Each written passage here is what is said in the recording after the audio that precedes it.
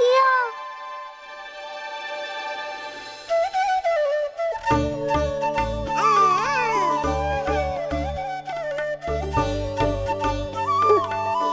लगता है इसे माखन से अधिक ही प्रेम हो गया है। सावधान यशोदा, कहीं बड़ा होकर माखन चोर ना बन जाइए। माखन चोर क्यों बनेगा मेरा लल्ला? माखन की कोई कमी है क्या हमारे घर में? जितना माखन चाहिए उतना माखन खिलाऊंगी मैं अपने लल्ला को। पर मैया, अभी तो थोड़ा सा भी नहीं चखा रही हो। ये ले। लो, ये भी दाऊ को दे दिया।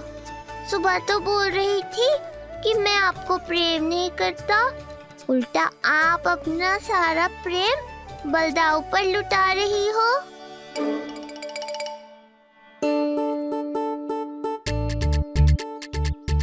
सुनो जी, कान्हा के चारों ओर सिरहाने लगा दो ना, नहीं तो जी फिर से इधर उधर चला ना जाए।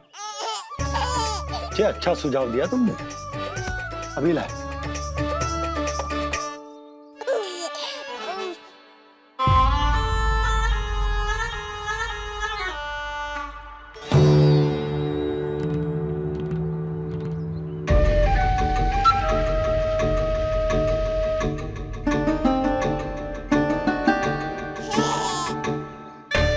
इस बालक का वध करके जब मैं मथुरा वापस लौटूंगा तो प्रभु कंस मुझे अपना विशेष विश्वास पात्र तो बनाएंगे ही, पर क्या पता प्रधानमंत्री भी बना दे। देवकी और वसुदेव अभी कहाँ हैं? अपनी संतानों के श्राद्ध के लिए ऋषि गर्ग के आश्रम जा रहे हैं। अब आप क्या करने वाले हैं महाराज? एक बार तो मैंने उन्हें प्राण दान दे दिया। बधाई हो कुंवर जी। अपनी पत्नी के प्राण बचाने में आप सफल हुए। दूसरी बार मैं उन्हें दंड देने निकला तो तुमने मुझे रोक दिया। बुद्धि बल का प्रयोग कीजिए स्वामी, शारीरिक बल की आवश्यकता नहीं। किंतु एक ही भूल को बार बार नहीं दोहराएगा कंस। मथुरा नरेश कंस के इस महल से वसुदेव और देवकी जीवित बाहर नहीं निकलेंगे, केवल उनके शव। कंस मामा, आप उनको छू भी नहीं सकते।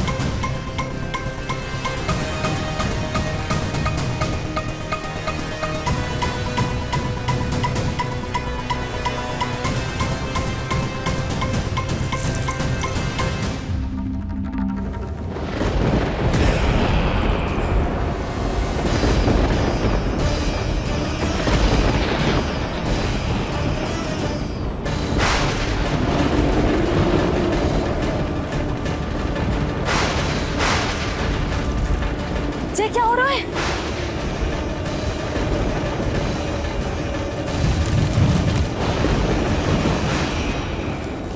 ये क्या हो रहा है?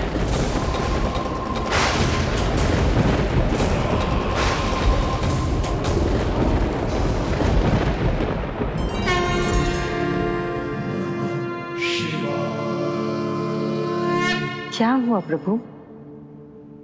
आप अचानक इतने चिंतित क्यों हो गए? कृष्ण ने अपने पांव का अंगूठा अपने मुख में रख लिया है देवी। इसमें चिंतित होने की कोई बात नहीं है प्रभु। ऐसा तो हर बालक कभी ना कभी करता ही है। तो सखा कोई साधारण बालक नहीं है देवी पार्वती, तो भगवान है। यदि वो ऐसे ही अपने अंगूठे को मुख में रखकर खेलते रहे तो अवश्य ही आ जाएगी।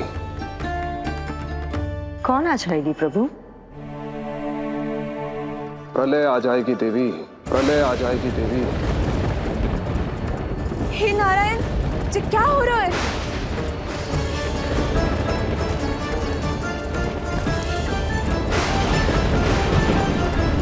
जी ऐसे लग रहा है जैसे दिन में ही रात्रि के समान अंधेरा छा गया हो।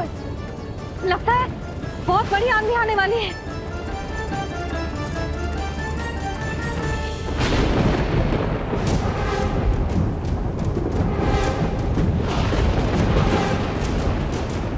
ये भीषण आंधी, ये मूसलाधार वर्षा, तुम दोनों ने ऋषि गर्ग के साथ मिलकर अवश्य कोई योजना बनाई है ना? बोलो बोलो, क्या है वो योजना? बोलो।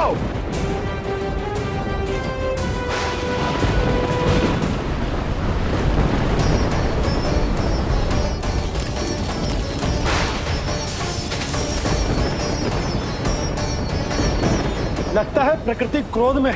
मैं जाकर गौशाला संभालता हूँ, कहीं कोई हानि ना हो जाए। तुम बालकों को भीतर ले जाओ।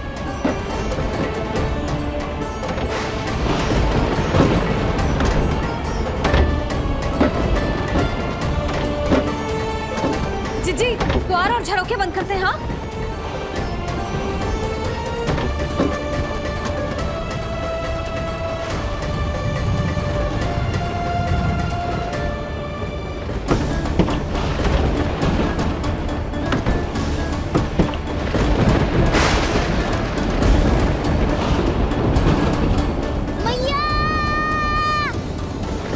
लल्ला, चल अंदर चल के खेल।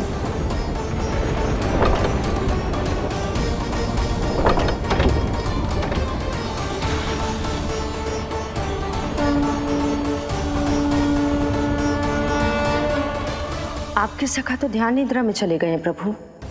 इनकी ये अंगूठा चूसने की सामान्य सी क्रिया का कितना घातक प्रभाव पड़ रहा है, इन्हें तो पता भी नहीं है।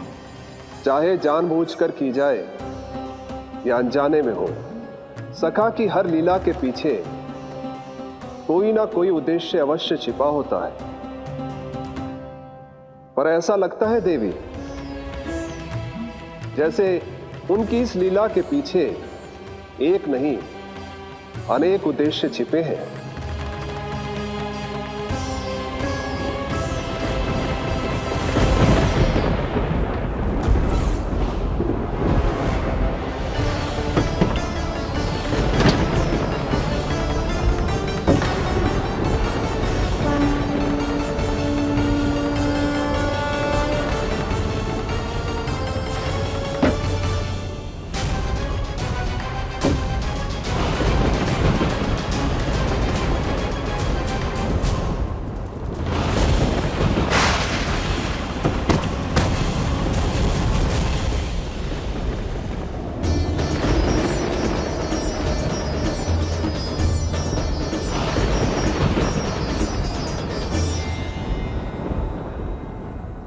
देख रही हो चिंची, प्रसाद ना मिली खाने को, तुझे पांव का अंगूठा ही चूसने लग गयो। कान्हा, ये क्या कर रहे है? अंगूठा मुंह से निकाल दे लल्ला। ये अच्छी बात ना है कान्हा। देख कान्हा, तू नींद में है, इसका अर्थ ये ना है कि मैया तुझे अंगूठा चूसने देगी। निकाल अंगूठा मुंह से। आज तो बड़ी शीघ्र इतनी गहरी निद्रा में सो गए हो तुम।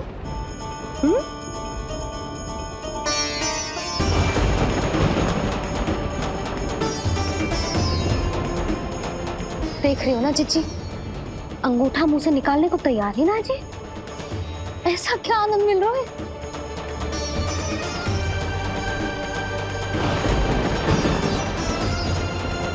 अधिक बल भी ना लगा सकती, अत्यधिक नींद में है। कहीं इसकी आंख ना खुल जाए। रानी भाभी, लगता है तीव्र वर्षा होने वाली है। मैं और भोला भैया के साथ अगले निकल रहे हैं। हो सकता है उन्हें हमारी आवश्यकता हो। हाँ हाँ चलो बोला। चिच्ची, तीव्र वर्षा आरंभ होने से पहले आप और बड़गांव निकल जाओ। ठीक है, किंतु तुम भी सतर्क रहना। हाँ, आप भी ध्यान से जाओ।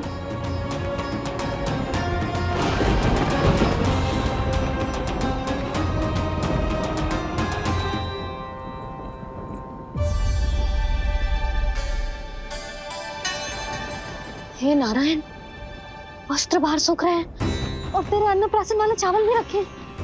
भीतर करना होगा ना चिचान की भी।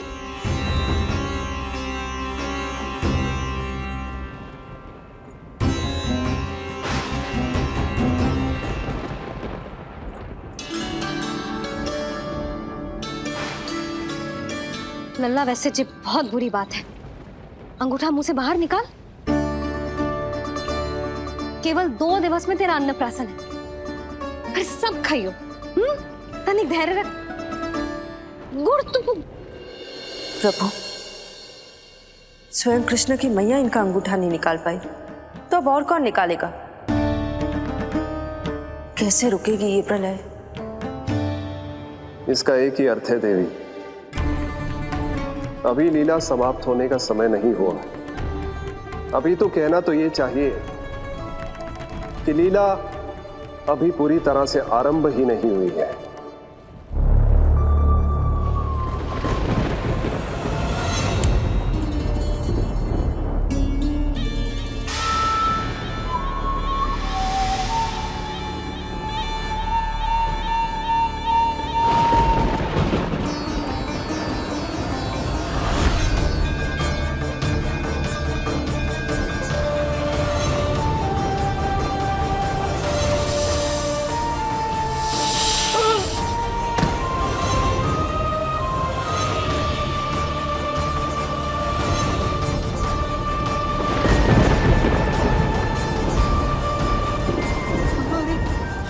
कंस ने प्रलय बुला ली।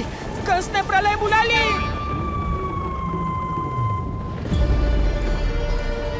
हे नारायण, जे वर्षा तो रुकने वाली ना है। जे गुड़ और गेहूं भीतर रख देती हूँ।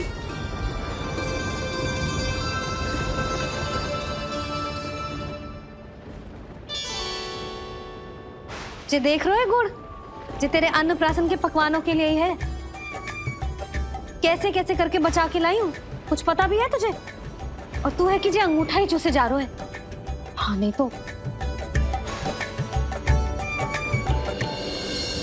किंतु आज प्रलय भी आ जाए तो कंस की तलवार का वार रोकने में असमर्थ होगी। कंस के साथ विश्वासघात किया है, दंड तो मिलेगा। महाराज, वायुमंडल में अचानक आए इस परिवर्तन का हमसे कोई लेना देना नहीं है। हम तो बस अपनी संतानों के श्राद्ध के लिए जा रहे थे। मूर्ख हूं मैं, मूर्ख हूं मैं। कंस एक मूर्ख है, मूर्ख हूं मैं। अब अच्छी तरह जानता हूं मैं, श्राद्ध केवल एक बहाना है। किंतु सत्य यह है कि तुम और वो ऋषि गर्ग मिलकर मेरे विरुद्ध एक षड्यंत्र रच रहे हो, और ये तुम्हारी योजना है।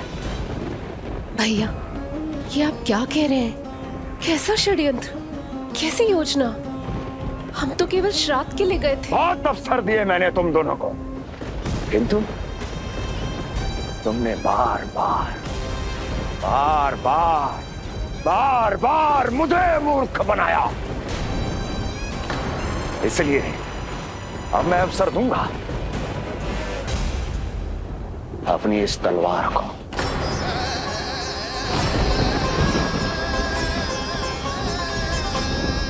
येन केन प्रकारेण साम दाम दंड भेद, कोई ना कोई युक्ति लगाकर मैं तुम्हारे उस बालक का वध कर ही दूंगा।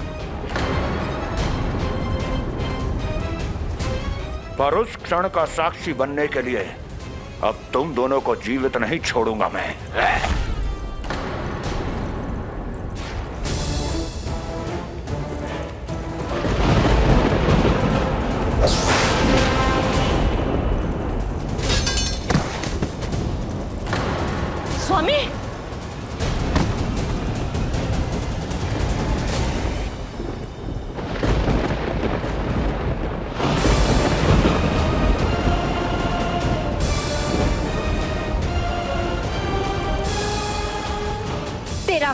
तेरी प्रिय बहन के गर्भ से उसकी 8वीं संतान बनकर जन्म लेगा और तेरा विनाश करेगा, विनाश करेगा, विनाश करेगा।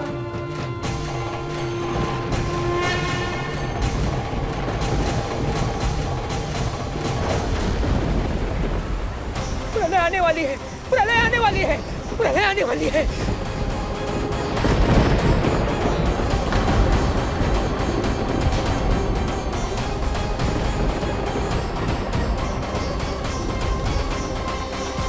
यदि कंस को रोकना, अपने माता पिता की रक्षा करना और चपलासुर के ब्रह्म को मिटाना ही इस लीला के उद्देश्य थे, तो ये सभी उद्देश्य पूरे हो चुके हैं प्रभु। अब तो ये प्रलय रुकनी ही चाहिए। ये केवल सखा की लीला ही नहीं है देवी पार्वती, उनकी माया का उदाहरण भी है। मार्कंडेय ऋषि को दिए गए वरदान को पूरा करने के लिए ही ये सब हो रहा है। कौन सा वरदान प्रभु? प्रभु की माया को साक्षात अपनी आंखों से देख पाने का वरदान।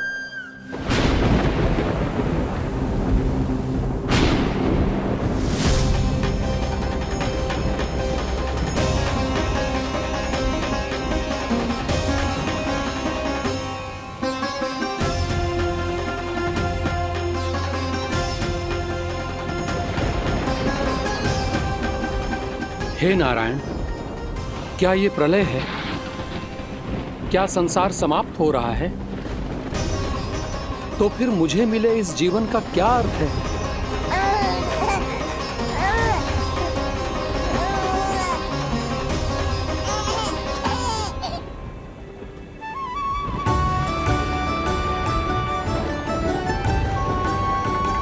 ये बालक यहां कहां से आया?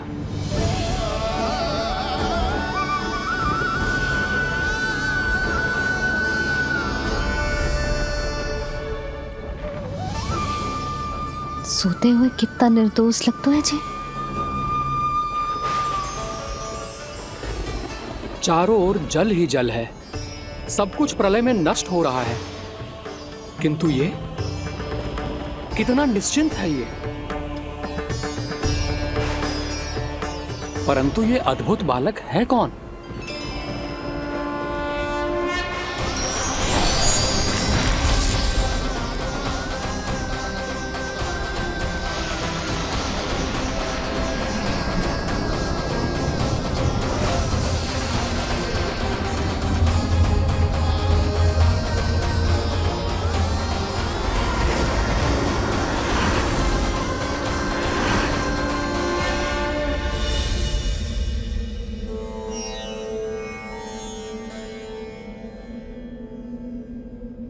जिन घने काले बादलों ने आकाश को घेरा हुआ था, कहां गए वो? यहां तो प्रलय का कोई चिन्ह ही नहीं है।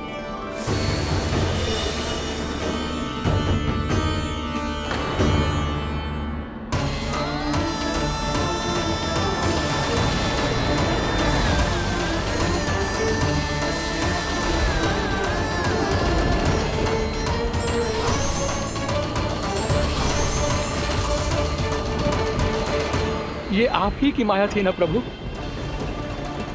मुझे इसका साक्षी बनाने के लिए आपका बहुत बहुत धन्यवाद। परंतु इसका अर्थ क्या है प्रभु?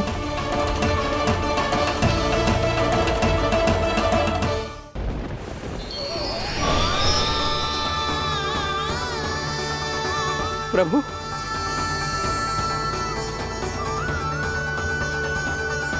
इसका अर्थ ये है कि ये मानव संसार वट वृक्ष पर स्थित है और मानवों का जीवन काल वट वृक्ष के पत्ते पर विश्राम करती एक जल की बूंद के समान होता है। वो बूंद जो किसी भी क्षण नीचे गिर सकती है। आपने तो स्वयं देखा है महर्षि, ये संपूर्ण जगत, ये महाब्रह्मांड मेरे ही भीतर स्थित है। ये उदाहरण है इस बात का कि जो दिखता है उसके कई स्वरूप होते हैं। जो आज आप देख रहे हैं वो पहले भी हो चुका है, और आगे भी होगा। सब कुछ एक माया है। प्रलय का होना, जीवन का होना, दुख, सुख, सब एक भ्रम है। ठीक उसी प्रकार जिस प्रकार एक जलाशय में दिखने वाला प्रतिबिंब आपकी वास्तविकता नहीं बल्कि एक भ्रम होता है। इसलिए मनुष्य को सदैव ध्यान रखना चाहिए कि जीवन में कोई भी संकट क्यों ना आए, वो इस प्रलय की तरह केवल एक भ्रम ही होता है। ऐसे समय में जो संकट के सामने झुक जाते हैं या अधर्म का साथ देते हैं, वह स्वयं को उस भ्रम रूपी प्रलय में डुबोकर नष्ट कर लेते हैं।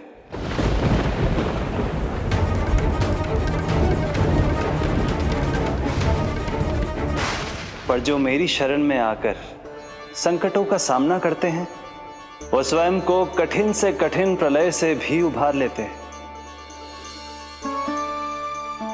किंतु प्रभु, सभी व्यक्तियों में संकटों का सामना करने का साहस नहीं होता। कृपा करके आप कुछ ऐसा कीजिए जिससे आपके भक्तों को इतना बल मिले कि वो कठिन से कठिन परिस्थितियों का सामना भी सहर्ष कर सकें। मैं वरदान देता हूं महर्षि, पीपल के पत्ते पर बाल कृष्ण की इस छवि का स्मरण मेरे जो भी भक्त करेंगे, उनके साथ मेरा आशीर्वाद सदैव बना रहे। वो चाहे कितनी भी कठिन परिस्थिति में क्यों ना फंसे, बाल कृष्ण की ये छवि उन्हें उससे उभर पाने में सामर्थ्य प्रदान करेंगे।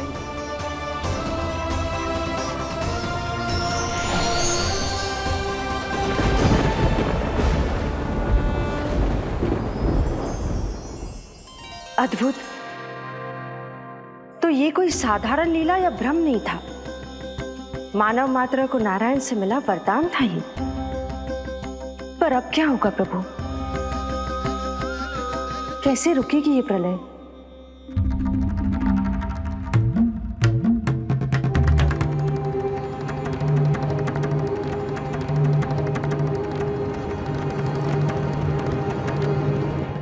क्या सोच रहे हैं प्रभु? क्या आप रोकेंगे ये सब? नहीं प्रिय, ये कृष्ण की माया है, वही इसे रोक सकते हैं। पर मैं अपने सखा से भेंट करने अवश्य जाऊंगा।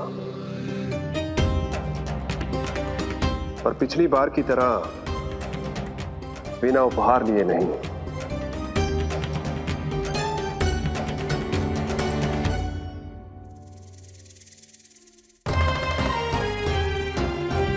उपहार?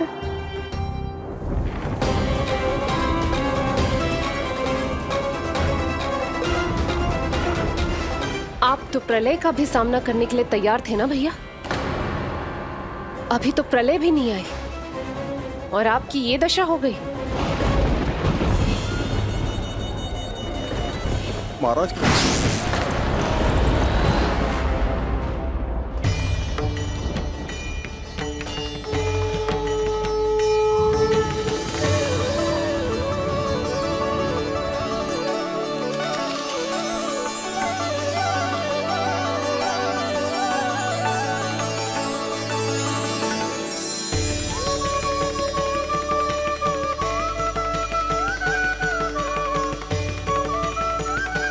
महादेव, आप उपहार में ये निष्प्राण वस्तु देंगे अपने सखा को? सही पहचाना देवी, पर उपहार देने से पहले इसे आकार दूंगा मैं, क्योंकि प्राण तो इसमें बाल कृष्ण ही भरेंगे।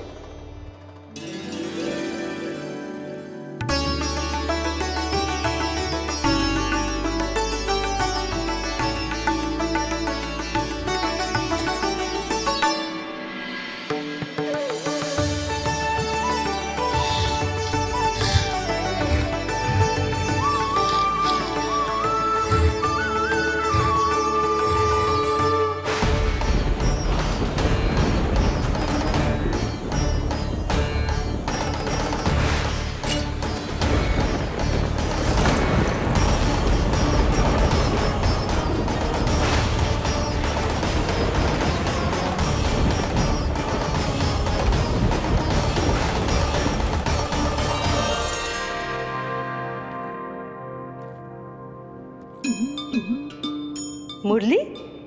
बस उन्हें मेरा उपहार अच्छा लगे। यदि यशोदा मैया ने आपको अपने सखा से मिलने से फिर से रोक दिया तो? इस बार चुपचाप छिपकर उनकी दृष्टि से बचकर जाऊंगा देवी पार्वती। उन्हें पता ही नहीं चलने दूंगा। संभालिएगा प्रभु, यदि यशोदा मैया ने आपको पकड़ लिया तो लेने के देने पड़ जाएंगे महादेव।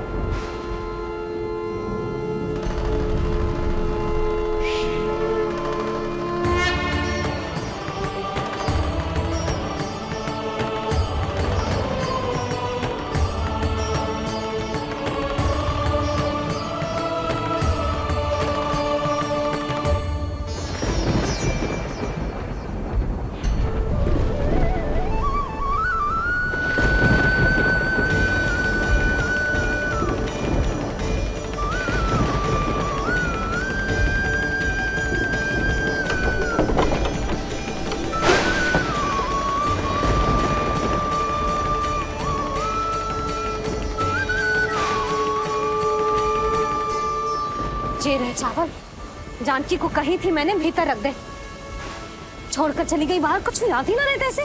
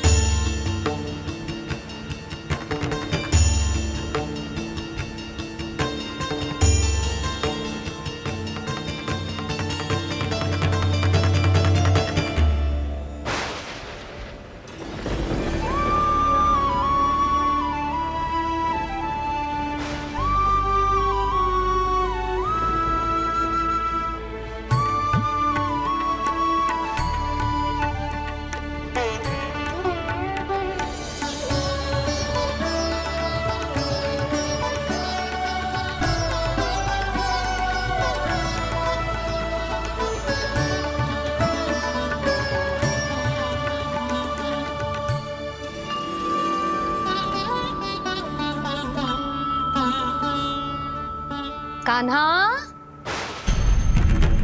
अंगूठा निकाल दे नन्ना, नहीं तो रुक जा, मुझे ही अंगूठा निकालना पड़ेगा तेरा। पूरे वस्त्र भीग गए मेरे, कहीं मेरे कारण इसका श्वास न बिगड़ जाए। वस्त्र बदल के आ रही है मैया।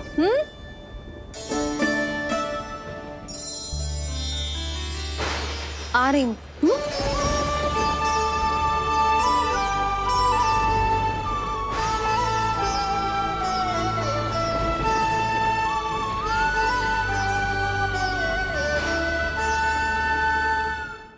शासन की नींव भय होती है महाराज, और आपका पूरा साम्राज्य भय पर ही टिका हुआ है। यदि आप ही इस तरह से भयभीत दिखाई देंगे तो आपके साम्राज्य को डगमगाने से कोई भी नहीं रोक पाएगा। एक बार आपने ही कहा था ना कि अपनी दुर्बलता कभी किसी को मत दिखाओ। प्रजा को भयभीत कंस नहीं, भयानक कंस दिखना चाहिए, भयानक कंस।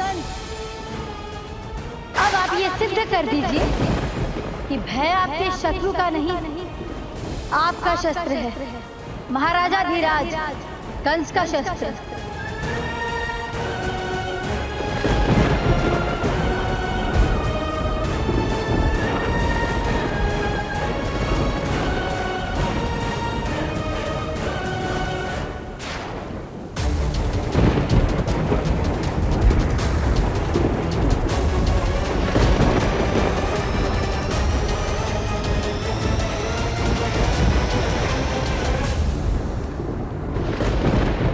उससे क्या भयभीत होना जो स्वयं भयभीत हो, उससे क्या भयभीत होना जो स्वयं भयभीत हो।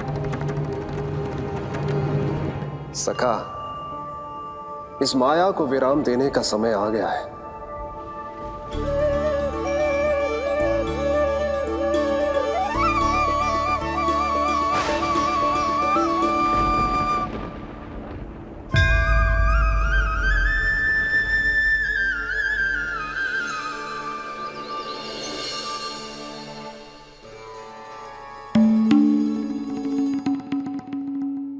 सभी आपके चरण धोकर उसका चरणामृत पीते हैं सखा, और आपने उसी चरण को अपने मुख में रख लिया। यही तो सखा, मैं इस तथ्य से चकित था, इसलिए सोचा एक बार अपने चरणामृत का स्वाद स्वयं भी चख ही लिया जाए।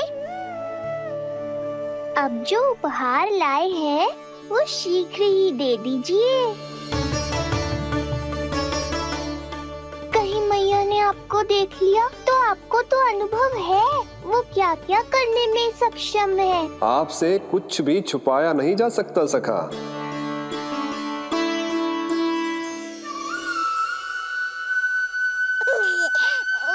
इन अधरों पे पांव के अंगूठे से अधिक ये मुरली शोभा देगी सखा।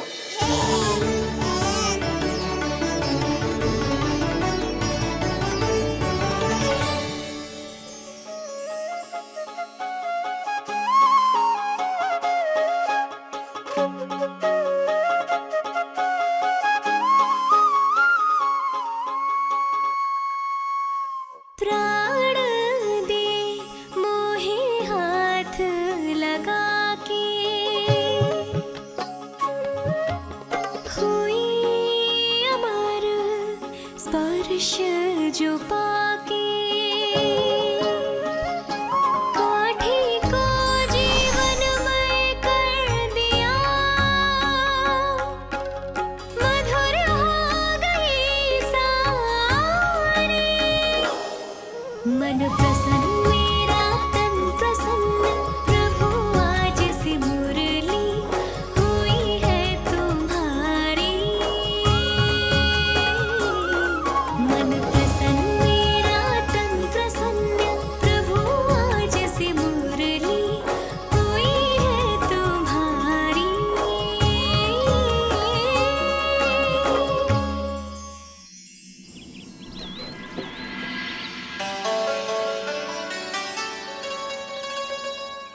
तुम्हारी भक्ति ने मेरा मन जीत लिया है मुरली। शीघ्र ही सारा संसार तुम्हें मेरे नाम से और मुझे तुम्हारे साथ से पहचानेगा।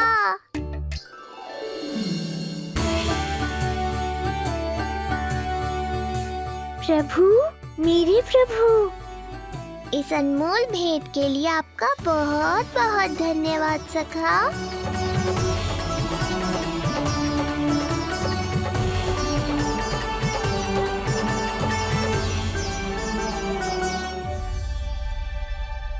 सखा, मैया,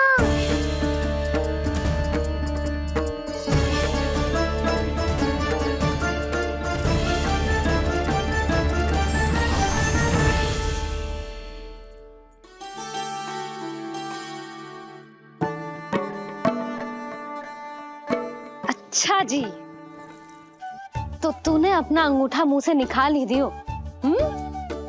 बड़ा उपकार कियो अपनी मैया पे।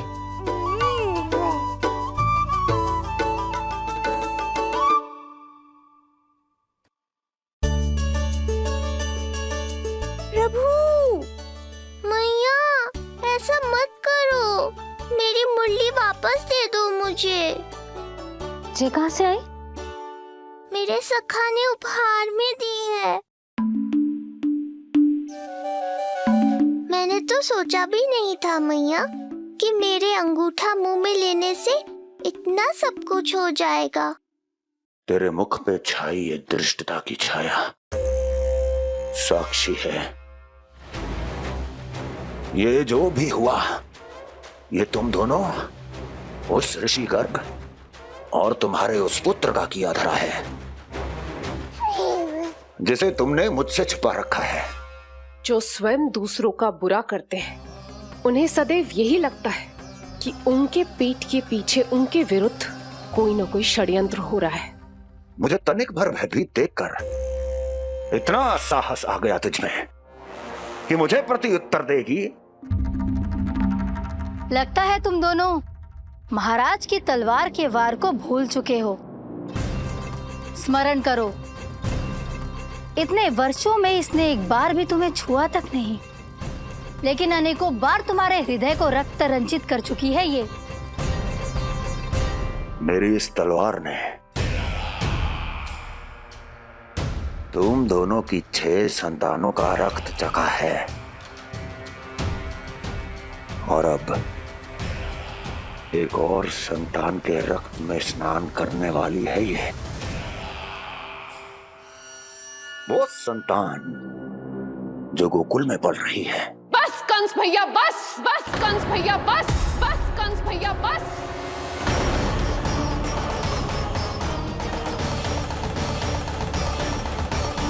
इतना दुस्साहस तू मुझसे ऊंचे स्वर में बात करेगी अपने बड़े भाई के सामने? बड़े भाई जैसे कौन से कर्म किए हैं आपने? और अब जो कुकर्म करने की आप सोच रहे हैं उसमें भी असफल होंगे आप। देवकी। नहीं स्वामी, आज मत रोकिए मुझे। बहुत सह चुके हैं हम, बहुत मौन रह लिए, परंतु आज इन्हें सत्य का पता चलना ही चाहिए। भैया, आपको क्या लगता है आप बहुत शक्तिशाली हैं, तो अपना भाग्य बदल सकते हैं? आप भगवान विष्णु का सामना कर सकते हैं। ये भ्रम राक्षस राज रावण को भी था, और यही भ्रम स्वयं को भगवान समझने वाले हिरण्यकश्यप को भी था। पर ना रावण के 10 शीश बचे और ना ही हिरण्यकश्यप का अस्तित्व। पेट चीर के उनके प्राण निकाल लिए थे भगवान ने। तो सोचिए भैया, आपकी क्या दशा करेंगे वो? मैं आज तक ये बात समझ नहीं पाई कि ये आपका अभिमान है या अज्ञान, जो आप भगवान विष्णु का सामना करने चले हैं। देवकी! इस क्रोध का आप कोई लाभ नहीं है भैया। अब तक मैं व्यर्थ ही आपसे भयभीत होती रही, परंतु अब और नहीं। जब हमारी रक्षा स्वयं भगवान विष्णु कर रहे हैं, तो फिर आपसे कैसा भय? जब हमारी रक्षा स्वयं भगवान विष्णु कर रहे हैं, तो फिर आपसे कैसा भय? तू क्यों मुस्कुरा रहा है? अब जे मत ही सोचना कि मैया फिर से अंगूठा चूसने देगी तुझे। अब उसकी आवश्यकता ही नहीं पड़ेगी मैया। पहले आकाशवाणी से सुना था, आज मैं दोहराती हूँ। आपकी मृत्यु भगवान विष्णु के अवतार द्वारा ही होगी। आपकी मृत्यु भगवान विष्णु के अवतार द्वारा ही होगी। आपकी मृत्यु भगवान विष्णु के अवतार द्वारा ही होगी।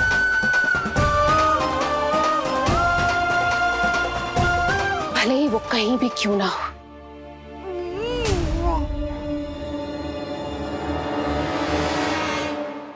चाहे वो कहीं भी क्यों ना हो, मैं जानता हूं वो कहां है। देवकी, तूने बहुत बड़ी भूल कर दी मुझे चुनौती देकर। मैं चाहूं तो अभी इसी क्षण तुम दोनों का वध कर दूं, किंतु नहीं।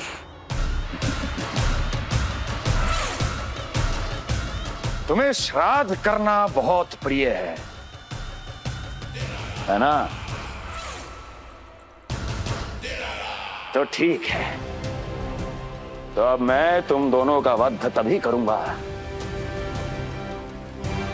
जब तुम दोनों अपनी 8 संतानों का श्राद्ध एक साथ कर चुके होगे।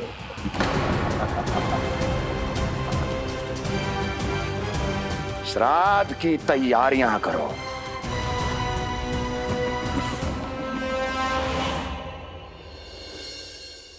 मैया अन्नपूर्णा की कृपा से आज अन्नप्राशन के सभी कर्मकांड अच्छे से हो जाए, भोजन स्वादिष्ट बने और मेरे कान्हा को प्रिय लगे।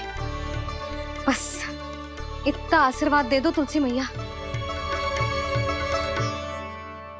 मैया, कहीं उसे ऐसा ना लगे कि उसकी मैया को अच्छा भोजन बनाना आता ही ना है।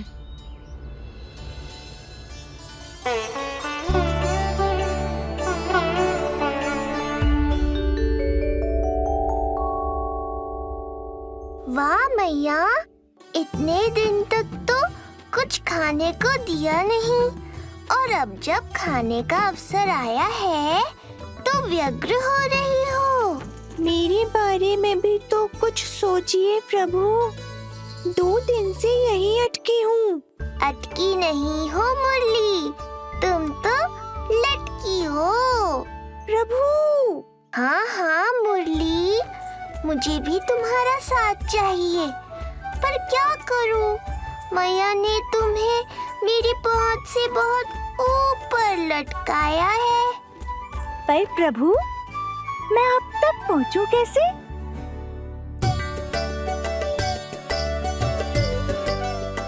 प्रभु, सोचिए मत, कुछ करिए।